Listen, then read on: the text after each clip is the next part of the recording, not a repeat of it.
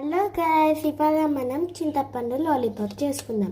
ఎలా చేసుకోవాలో చూద్దాం. ఇవే ఇంగ్రీడియంట్స్: మంచిగా కడుక్కున్న చింతపండు, బెల్లం, ఉప్పు, కారం, జీలకర్ర. గైస్, ఫస్ట్ మనం చింతపండు వేసుకోవాలి. గింజలు తీసిన చింతపండు మాత్రమే. ఇంకా బెల్లం వేసుకోవాలి.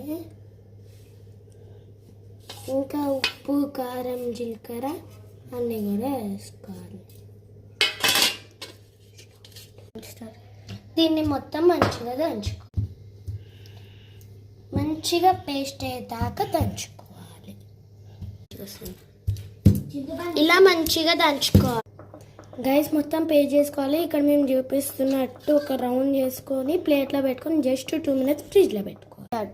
గైస్, ఫ్రిడ్జ్లో నుంచి తీసిన తర్వాత మనం స్పోక్స్కి కానీ, స్టిక్స్కి కానీ, స్పూన్స్కి కానీ పెట్టుకోవచ్చు. ఇక్కడ మేమైతే స్పోక్స్కి పెట్టుకుంటున్నాం.